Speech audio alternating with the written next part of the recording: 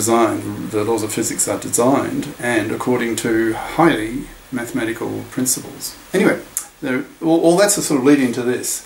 One of my fascinations, one of the things I really like about, say, group theory, is, and various other branches of pure math, is that these pure mathematicians build what I call cathedrals of logic. Right? Cathedrals, these vast structures in an abstract sense. They create these mathematical entities that are intricate, with many, many components, an enormous number of consequences that you can extract consequences from them by deduction. And so you produce all these deductions, a whole mountain of them, or a cathedral of them, because they're highly structured, and you build this cathedral of logic.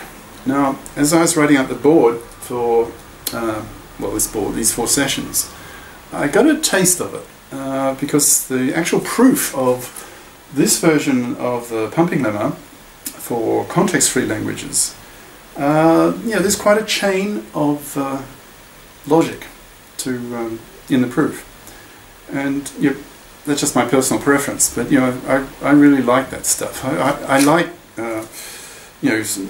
A, therefore B, therefore C, therefore D, and with this great chain of logic, you end up proving incredible stuff, which you can then use. You can then use that result in some other chain of logic and so forth, and hence you're starting to build, well, not a cathedral. I mean, that would be, for example, the classification of the finite simple groups. That was a cathedral, large. Several hundred mathematicians were involved.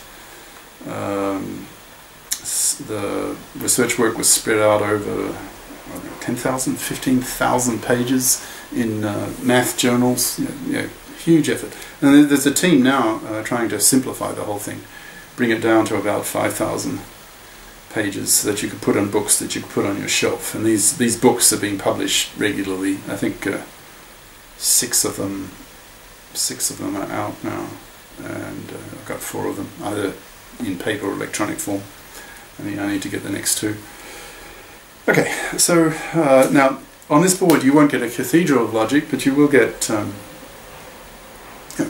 you get a nice chain of logic. And if you like that kind of thing, if you have a sort of pure math type mind, then I think you will enjoy today's sessions.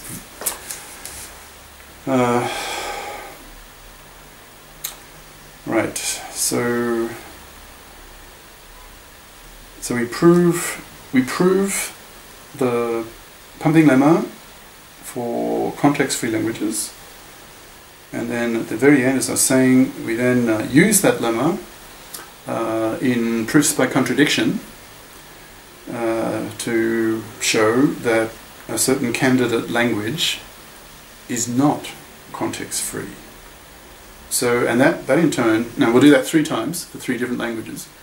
And so, having gone through that mill 3 times, that will give us a pretty clear impression. There are still languages, there's still things that these automata, like the finite automata and the PDA, the push-down automata, that the PDA is not finite, right? Because its stack can have infinite depth. It can just go. You can keep pushing stuff on the stack forever.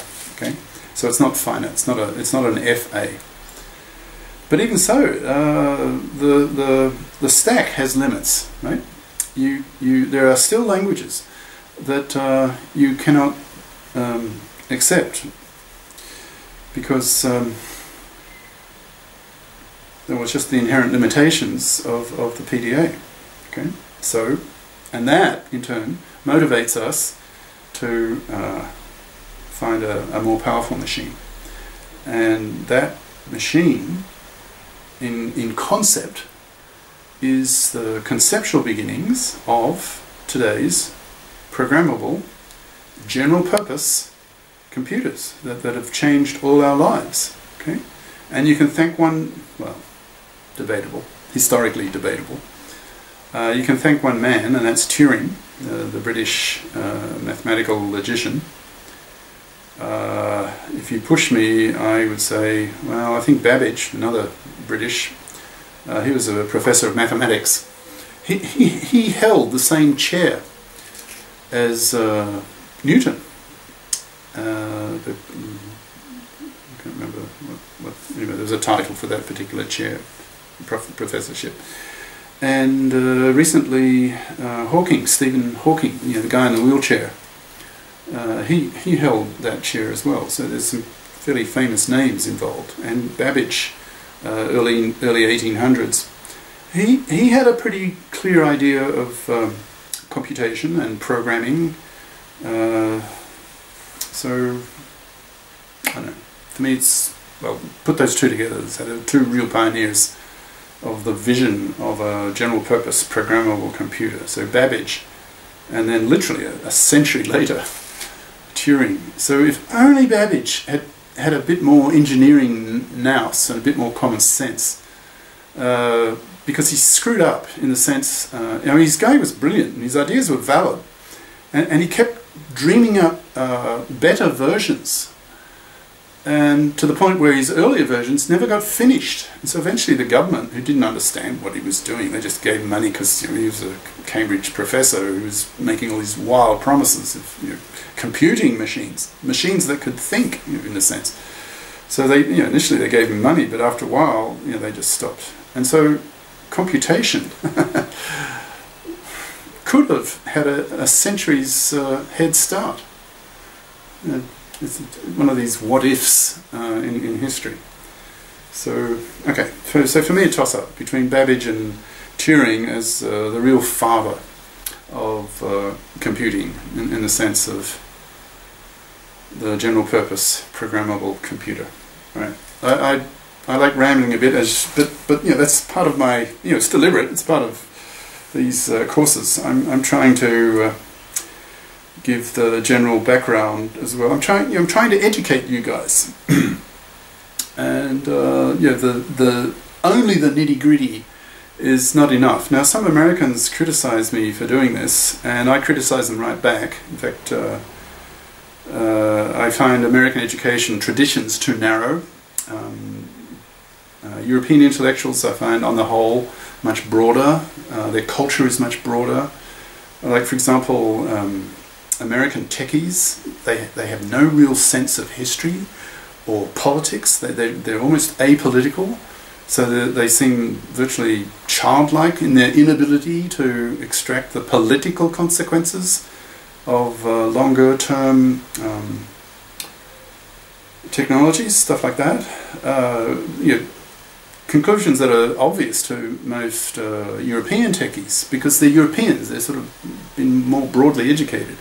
So I tend to clash increasingly with the naivety of American techies, and it's getting worse. So that's not one of my hobby horses. Okay, so let's get to the nitty-gritty. So we're going to talk this whole board, and we'll finish the proof of this pumping lemma for context-free languages. We'll finish this board, these 4 sessions, and then we'll just start on the beginning of using it in 3 examples, using this pumping lemma to prove by contradiction, proof by contradiction, that 3 candidate languages are not context-free. So there's an even broader category of languages that PDAs cannot handle. Right? So we need even more powerful machines, more powerful than the infinite stacked PDA. Right? Okay, so theorem 2.34 in the text. Okay, and it's just the pumping theorem for context-free grammars, CFGs. And here, here's the theorem statement as usual. So so if A, now that's just a context-free language. So you've got a language A, just label it A as usual. Then if it's a context-free language, so I could underline CF. Okay. Now it's a language, so just a set of strings. Okay.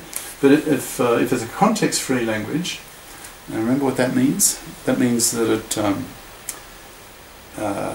that all the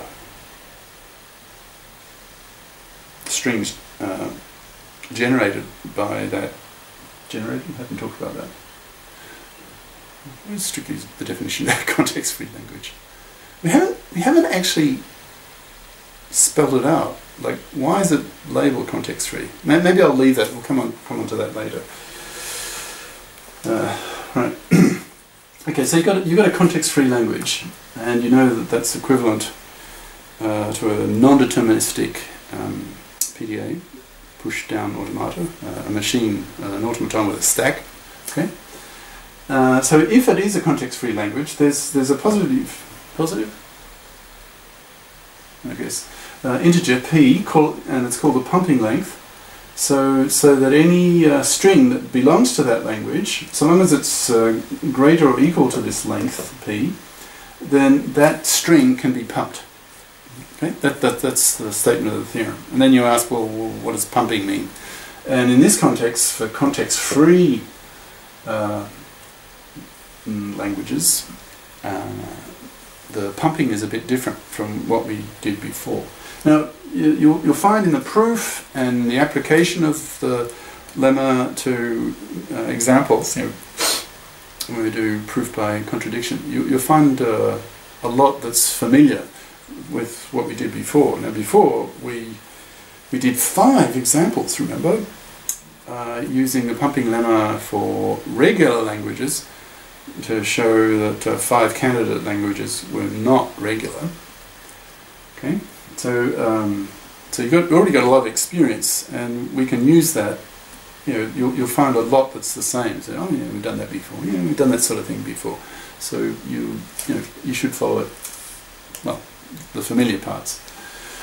Okay, so right. So if A is a context-free language, there'll be a positive integer p called the pumping length, so that all strings that are larger than that length, that's this, those strings can be pumped. That's the essence of the theorem, or the lemma. It's interesting, he's got theorem, he's got lemma. Just notice that. Okay, so what does it mean to be pumped? Well, it means that your string can be divided into like 5 substrings, like this, concatenated, right? So u, v, x, y, z. I don't know if you can sense that got rubbed out. Well, something was rubbed out before I put an x here. It was obviously w, so I don't know. You left out the w. It struck me as a bit odd. So I was just going u, v, w, like an automaton, and then looked at the text, and it was x, y, z. Oh, the w's missing.